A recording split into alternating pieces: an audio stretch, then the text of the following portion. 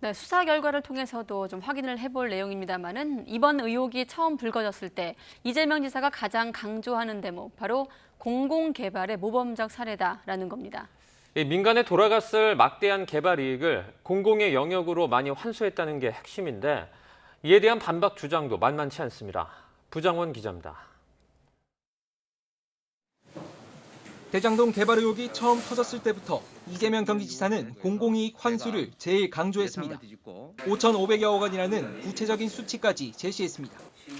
민간 개발 특혜 사업을 막고 무려 5,503억 원을 시민의 이익으로 환수한 모범적인 공익 사업입니다. 이를 근거로 단군 이래 최대 공익 사업이라고 강조해왔는데 따져볼 만한 대목이 적지 않습니다.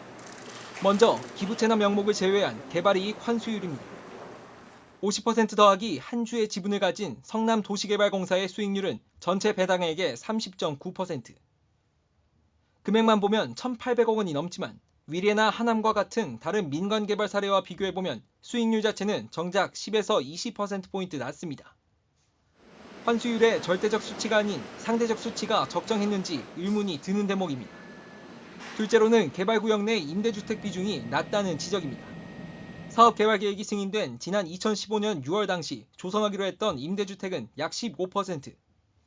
그런데 2019년 개발 계획이 바뀌면서 6%대로 반토막 난 겁니다. 당초 임대주택으로 공급하기로 했던 용지의 입찰이 9번이나 유찰되면서 벌어진 일인데 이재명 지사 측은 성남시장을 퇴임한 뒤의 일이라 관련이 없다고 해명했습니다.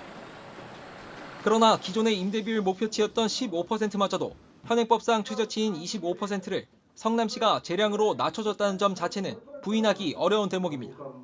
35% 임대주택으로 집어넣을 수 있는 걸 15%로 턱걸이로 그나마 해뒀습니다. 인색하죠. 정작 집 없는 국민의 임대주택은 부지를 팔고 6%로 반토막을 냈습니다.